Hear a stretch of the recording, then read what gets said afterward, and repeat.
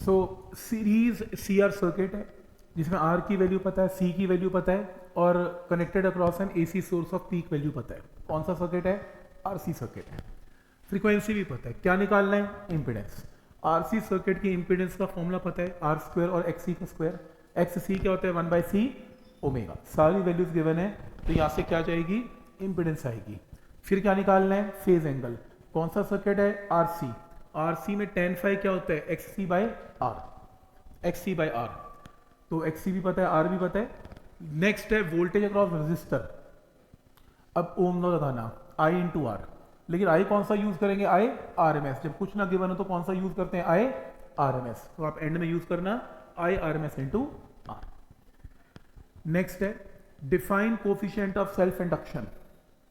तो self induction का मतलब एल डेरिवेशन आई हुई है, तो एल की मैंने एक चीज नोट की, एल की डेरिवेशन भी आती है, एम की भी आती है, हर साल एक एक साल छोड़ के आती है। तो सेल्फ इंडक्शन की डेरिवेशन करना, म्यूचुअल इंडक्शन एम की डेरिवेशन करना। तो एल की डेरिवेशन आई हुई है। नेक्स्ट है इस डेटा को देखो, देखो ये कंफ्यूज करने के लिए डेटा है, इसका कोई मतलब नहीं है इसमें। एसी और डीसी सोर्स है, वो कह रहा है एसी सोर्स है जिसकी फ्रीक्वेंसी गिवन है और डीसी सोर्स गिवन है। आपको क्या निकालना है? Self induction of the coil निकालना है, एल निकालना है। बस आप एक चीज नोट करो, एसी में अगर वोल्टेज और करंट को मैं किसी भी वैल्यू को डिवाइड करूं तो आंसर 3, आंसर 6 आ रहा है। इसको कर लो, इसको कर लो, इसको करो, तो 3 वैल्यू से कंफ्यूज करने के लिए दे रखी है उसने। किन्हीं भी वैल्यू को किन्हीं भी डिवाइड करोगे तो आंसर 6 ही आ रहा है। ऐसी इन 3 में से वैल्यू को डिवाइड करोगे तो एक ही आंसर आ रहा है। और कितना आंसर आ रहा है इसमें? 4 आंसर आ रहा है। लेकिन पॉइंट ये है कि अगर आप एसी में वोल्टेज करंट को डिवाइड करोगे एसी में तो इंपीडेंस आएगी Z, और अगर आप डीसी में डिवाइड करोगे तो क्या आएगी? आर आएगी, आर की वैल्यू आएगी। तो इंपीडेंस आएगी और आर आएगा। ठीक, तो इसके अंदर आपको यहां से डिवाइड करके Z पता लग गया, यहां से डिवाइड करके आपको क्या पता लग गया? आर पता लग गया। अब ये सर्किट कौन सा है? एल आर, क्योंकि इंडक्टेंस पूछी है। एल आर सर्किट में आपने क्या किया? एल आर सर्किट में पहले आपने आर निकाल लिया, फिर आपने Z निकाल लिया, फिर इंपीडेंस का फॉर्मूला यूज कर लिया। इंपीडेंस आप निकाल चुके हो, आर आप निकाल चुके हो, सॉल्व करके क्या आएगा? XL। XL क्या होता है? L omega. एल ओमेगा से वैल्यू किसकी आ जाएगी? एल की, क्योंकि ओमेगा का मतलब 2 फ्रीक्वेंसी, और फ्रीक्वेंसी तो आपको इसके एग्जाम के अंदर पेपर में गिवन ही है। मेथड समझ में आ रहा है? उसी तरीके से विद द हेल्प, नहीं पसंद कोई बात नहीं, चॉइस फ्री है। With the help of a level diagram, principle and working AC generator. इतना आता है AC generator, transformer AC generator का न्यूमेरिकल और थ्योरी तो 100% आएगी। तो एसी जनरेटर की कंस्ट्रक्शन बहुत अच्छे से करके जाना, हर साल ऑलमोस्ट आया हुआ क्वेश्चन है। और न्यूमेरिकल भी आ रखा है, कॉइल ऑफ एसी जनरेटर। तो हमने एसी जनरेटर के न्यूमेरिकल भी किए थे, तो एक न्यूमेरिकल आएगा और एक इसका थ्योरी का क्वेश्चन पक्का आएगा। ऐसी ट्रांसफॉर्मर की थ्योरी भी आएगी, ट्रांसफॉर्मर पे न्यूमेरिकल भी आएगा, पक्का आएगा। तो वो केस स्टडी है, ये एक कॉइल है, एक कैप है, करंट पास किया, ढक्कन उछल गया। क्यों उछला? एडी करंट्स, याद है? एडी करंट की एप्लीकेशन है। तो फर्स्ट है, बताओ रीजन क्या है इसको जंप करने का? Eddy currents.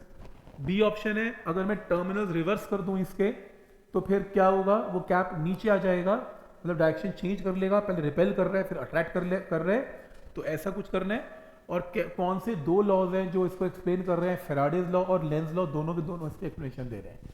इसका आंसर है, ये तो आसान क्वेश्चन आया हुआ है। नेक्स्ट है रजिस्टर पता है R, कैपेसिटर पता है C, इंडक्टर पता है L। तो कौन सा सर्किट है? LCR। LCR सर्किट है सीरीज में। वोल्टेज की वैल्यू पता है, कैलकुलेट नेट रिएक्टेंस।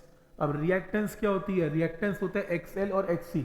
नेट क्या होता है? बड़ी में से छोटी को माइनस कर देना है, आंसर। फिर बी पार्ट में निकालना है इंपीडेंस। LCR सर्किट की इंपीडेंस का फॉर्मूला सबको पता है। नेक्स्ट क्या निकालना है आपको? Affective value of current. Affective value of current क्या होता है? RMS current. RMS करंट क्या होता है? RMS value of voltage bye impedance. तो RMS वैल्यू ऑफ वोल्टेज आप यहां से निकाल ही लेना। V नॉट पता है तो V RMS आ जाएगा, V RMS से I RMS की वैल्यू आ जाएगी। इसका मतलब LCR का न्यूमेरिकल बड़ा इंपॉर्टेंट है। LR का LCR का न्यूमेरिकल बहुत दबा के आता है, इंपॉर्टेंट है। तो नेक्स्ट है इसमें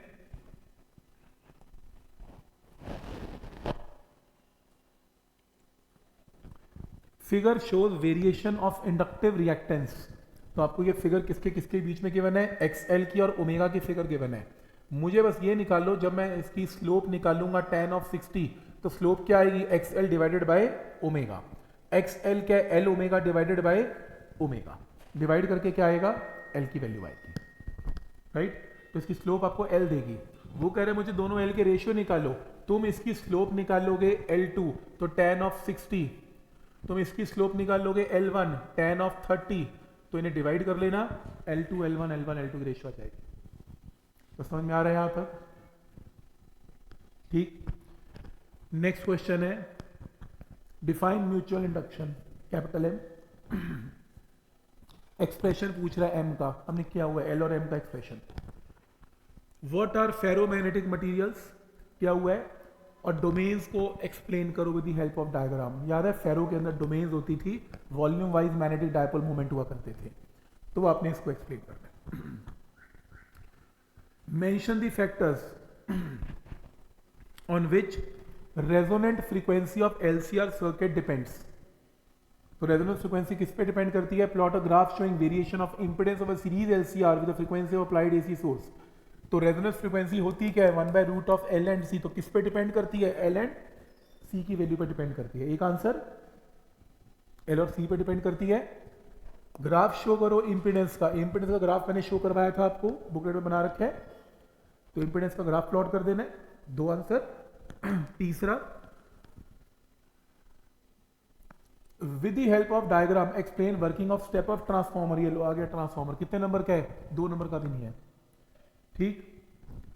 2 कॉजेज ऑफ एनर्जी लॉस बहुत आता है, जब ट्रांसफॉर्मर का क्वेश्चन आया कम से कम 5 बार देख लिया मैंने। एनर्जी लॉसेस डिस्कस करो, मैंने बुकलेट में लिख के दिया था, energy loss, flux leakage, resistance of winding, hysteresis, eddy current, ये सब एनर्जी के लॉसेस हैं। बुकलेट चेक कर लेना, उसमें सारी एक्सप्लेनेशन दी हुई है एनर्जी लॉसेस। क्लियर है। एसी सोर्स है, connected across 1 microfarad capacitor C पता है। RMS value of current in the circuit will be equal to, ये तो आसान है, वी नोट पता है तो वी आरएमएस आ जाएगा। और कौन सा सर्किट है ये कैपेसिटर का सर्किट है, तो वी आरएमएस तो निकाल ही लोगे। आई आरएमएस क्या होगा, वी आरएमएस बाय सिर्फ एक्ससी, क्योंकि ओनली कैपेसिटर लगा हुआ है, और एक्ससी तो एल ओमेगा से आ जाएगा आपके पास, 1/c ओमेगा से आ जाएगा। समझ में आ रहा है कि क्या लॉजिक है इसमें, ठीक है ना। तो क्योंकि यहां से आप इस इक्वेशन से वी नॉट तो निकाल ही लोगे, ये रहा, फिर वी आरएमएस भी निकाल लोगे ऐसे, फिर आप आई आरएमएस भी निकाल लोगे, जो V RMS divided by X C. तो एक्स सी क्या होता है, 1/c ओमेगा, ठीक। तो नेक्स्ट है क्वेश्चन नंबर 9, करंट की वैल्यू गिवन है, मैक्सिमम करंट निकालना है। मैक्सिमम करंट क्या है, कॉस और साइन के कोफिशिएंट का स्क्वायर का अंडर रूट है, under root of I1 square plus I2 square, इसका आंसर है। और अगर आरएमएस निकालना है उसको √2 से क्या करना है, डिवाइड नहीं करना पड़ेगा। तो मैंने मैक्सिमम करंट आएगा, फिर √2 से डिवाइड करके आरएमएस करंट की वैल्यू भी आएगी।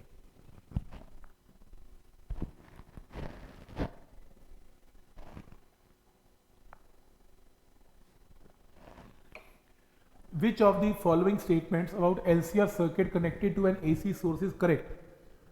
If the frequency of source is increased, impedance of the circuit first decreases and then increases.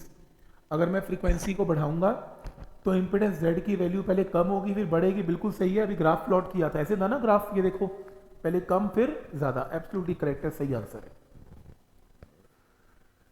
Next, बड़ी चालाकी से उसने क्या किया, ग्राफ किसके किसके बीच में बताओ, लगता है फ्रीक्वेंसी और करंट का, पर चुपके से उसने वेपर लगा दिया। वेपर का मतलब फ्लक्स, तो ये फ्लक्स है और करंट है, तो इसकी जो स्लोप होगी वो आपको क्या देगी, phi/i। phi/i या तो L होता है या M होता है, phi = L या Mi। उसने क्या निकालने को कहा, म्यूचुअल, म्यूचुअल है तो ये वैल्यू क्या होगी, M। तो यहां से इसकी स्लोप निकाल देना tan थीटा से, तो M की वैल्यू आ जाएगी, एक आंसर। नेक्स्ट है, rate of change of current di/dt that will induce N EMF 100 volt in coil, di/dt निकालना है।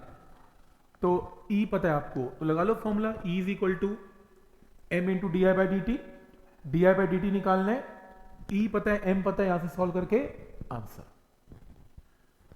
नेक्स्ट, ऑल्टरनेटिंग वोल्टेज VRMS पता है, कह रहा है डिवाइस X है current 0.22 ampere flows in the circuit that lags behind the voltage by a phase of π/2।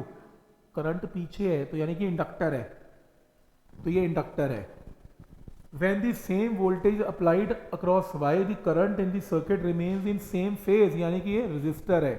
Current end voltage same phase में है तो रेजिस्टर है, तो एक इंडक्टर है और एक रेजिस्टर है, एक इंडक्टर है और एक रेजिस्टर है। कौन सा सर्किट हुआ? RL circuit. अब आरएल सर्किट में कह रहे हैं current flowing in the circuit when same voltage is applied across the combination of X and Y. अब पता है क्या करना पड़ेगा आपको वाई आरएमएस निकालना है। देखो ये जो पता लग गया इंडक्टर रेजिस्टर है, अब न्यूमेरिकल में आई आरएमएस निकालना है। आई आरएमएस क्या होता है? V RMS by Z. तो तुम पहले जेड निकालोगे, वी आरएमएस निकालोगे, तो यहां से सॉल्व करके आई आरएमएस की वैल्यू आएगी। तो आइडिया समझ में आ रहा है कि क्या लॉजिक है इसमें? मतलब बाकी तो न्यूमेरिकल पूछ रहा है, न्यूमेरिकल तो एलआर का पता ही है आपको। प्रिंसिपल जनरेटर, फिर से जनरेटर आ गया। ये तो कंस्ट्रक्शन बहुत आ रही है, हर साल आती है। Ideal inductor is connected across AC source of voltage. Current क्या होगा? देखो इंडक्टर जब एसी पे लगा हुआ है, करंट लैग करेगा वोल्टेज से बाय एन एंगल ऑफ π/2। पता ही है, ये तो करंट लैग करता है इंडक्टर में by an angle of π/2। Current I पता है, आई आरएमएस है, तो flow through a coil when it is connected across DC battery of 100 volt. तो तुम वोल्टेज और करंट से क्या निकाल सकते हो? आर निकाल सकते हो। If DC battery is replace by AC source, angular frequency omega, the current reduces to इतनी। तो तुम अगर वोल्टेज और करंट को डिवाइड करोगे तो इंपेडेंस आएगी। मतलब एसी में वी और करंट को डिवाइड करके जेड आता है, और डीसी में वी और आर को डिवाइड करके वी और करंट को डिवाइड करके आर आता है। तो आर भी आएगा, जेड भी आएगा। Find impedance of the circuit. तो मैंने बता दिया ना, तो तुम अगर एसी की वोल्टेज और एसी के करंट को डिवाइड करोगे तो इंपेडेंस आ जाएगी, और तुम अगर डीसी की वोल्टेज करंट को डिवाइड करो तो आर आएगा। फिर आरएल सर्किट में तुम्हें जेड का फॉर्मूला तो पता ही है, तो तुम्हें जेड पता है, आर पता है, तो एक्सएल आएगा, एक्सएल एल ओमेगा से एल की वैल्यू आएगी। मतलब प्योरली क्वेश्चन फिर से एलआर सर्किट का क्वेश्चन है। तो तुम एलआर सर्किट और एलसीआर सर्किट तो 101% करके जाना, ये तो पेपर में पक्का आएगा ही आएगा। इसके न्यूमेरिकल तो करके जाने हैं, और आप मैंने वो रिकॉर्डिंग में अपलोड कर रखी है एनसीईआरटी की सभी न्यूमेरिकल्स की, वो आपने आराम से देख के जानी है जो नहीं किया हुआ। ठीक, बुकलेट के अंदर सॉल्व भी है। ये लो, ट्रांसफार्मर की बात आ रही है, ट्रांसफार्मर की डेरिवेशन आ गई, और पावर लॉस भी पूछ रहा है कि पावर लॉस ट्रांसफार्मर में कैसे होता है, ये भी एक्सप्लेन करो। लॉसेस तो आ ही रहे हैं। What is ratio of inductive and capacitive reactance? Inductive reactance का जो फॉर्मूला होता है वो एल ओमेगा होता है, कैपेसिटिव का 1/c ओमेगा होता है। ये रेशियो मार्क कर लेना आंसर। नेक्स्ट है, आपको आई की वैल्यू पता है, आपको इतना करंट पास किया गया series combination of resistor and inductor. कौन सा सर्किट है? LR circuit. फिर से एलआर सर्किट आ रहा है। क्या निकालना है? वोल्टेज निकालनी है और पावर फैक्टर निकालना है। देखो न्यूमेरिकल एलआर सर्किट पे और एलसीआर सर्किट पे बहुत ज्यादा आ रहा है। अब न्यूमेरिकल तो आपको सारी करने पड़ेंगे, ये तो है नहीं कि मैंने एक सॉल्व कर दिया तो सारे आ गए। तो न्यूमेरिकल तो आपको थोरो जो आपने एलआर सर्किट के न्यूमेरिकल क्लास में किए थे वो सारे के सारे करने हैं आपने।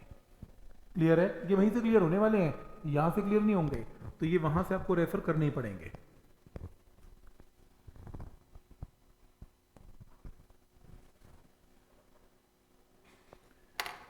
Two coils are placed near each other. When the current in one coil is changed at a rate of given di by dt given है, EMF is induced, M निकालो। आसान क्वेश्चन है, di by dt given है ना, तो EMF क्या होती है? M into di by dt। Solve करके किसकी वैल्यू आ गई? M की। E पता है, di by dt भी पता है, आंसर। जैसे लेंस लॉ एक्सप्लेन करो। चलो एक बात है, मेटल रॉड है, रोटेटेड विद फ्रीक्वेंसी। जब मेटल रॉड घूमती है, ईएमआई के अंदर किया था, इंड्यूस ईएमएफ का फॉर्मूला क्या था? Half B L square into omega. ये चेक करना, डेरिवेशन भी की है और इसके न्यूमेरिकल भी एनसीईआरटी में किए हुए हैं। ठीक, और नेक्स्ट है एक्सप्लेन एम्पियर सर्किट लॉ, और दो पैरेलल वायर्स हैं और मैग्नीट्यूड ऑफ बी निकालो एट मिड पॉइंट। आज किया था, दो वायर के मिड पॉइंट में बी निकालना है, सिंपल न्यूमेरिकल है, बस सेकंड पार्ट ज्यादा इजी है इसका। You are given 3 circuits, X, Y, Z कर दिया इस बार। They are connected 1 by 1 across AC। वो कह रहे it is found that V and I are in same for X। Same phase में है, सेम फेज का मतलब X की वैल्यू क्या है? Resistor. Voltage leads current by an angle of π/4। Voltage आगे है तो क्या चीज है? इंडक्टर। और वोल्टेज पीछे है, तो ये क्या है, कैपेसिटर एल, आर, एल और सी। तो कह रहा है आइडेंटिफाई करो। फिर कह रहा है एक्सप्रेशन निकालो इम्पीडेंस का। ये बी पार्ट पता है क्या है, एलसीआर सर्किट की डेरिवेशन है ये। एलसीआर की डेरिवेशन याद है, पहले आइडेंटिफाई करो एलसीआर, फिर एलसीआर को एक्सप्लेन करो पूरा डायग्राम बना के, फेजर बना के, और जेड का फॉर्मूला निकालो एलसीआर का। डायरेक्ट नहीं आया, इनडायरेक्ट आया क्वेश्चन। तो in a series LCR obtain conditions under which impedance is minimum. Impedance minimum कब होती है, जब एक्सएल एक्सी के इक्वल होता है। और wattless current flows in the circuit. Wattless current क्या होता है, एलसीआर के अंदर एवरेज जो पावर होती है उसका फॉर्मूला होता है E R M S I R M S into cos of phi. Wattless current क्या होता है, जब पावर क्या होती है एवरेज जीरो, और जीरो कब होती है, जब फाइव क्या होता है 90। इसका आंसर है।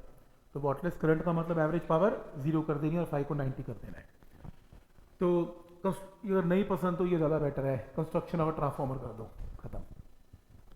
ठीक, नेक्स्ट है AC voltage is applied across an ideal inductor. तो करंट क्या होगा, एसी वोल्टेज इंडक्टर है, इंडक्टर में करंट लैग करता है वोल्टेज से बाय एंगल ऑफ 1/4 साइकिल। एक साइकिल में 360 डिग्री होते हैं, पूरा चक्कर है, और 360/4 कितना होता है 90। तो 1/4 साइकिल का मतलब 90 डिग्री होता है, π/2। क्लियर है यहाँ तक। नेक्स्ट है mutual induction of two coils in a given orientation is given. तो m गिवन है। If the current in one of the coil changes by this amount, peak value of EMF क्या होगी। पहले तुम ईएमएफ निकालो m di/dt से। m di/dt को differentiate करो, डिफरेंशिएट करके कॉस में आएगा। मैक्सिमम वैल्यू के लिए कॉस थीटा की वैल्यू क्या पुट करनी है 1, इसको 1 पुट करके आंसर। क्लियर है यहाँ तक। ये वही क्वेश्चन है एनसीईआरटी वाले जो हम नॉर्मल क्लास में करते आए हैं, सेम है। तो यहाँ तक सबको क्लियर है।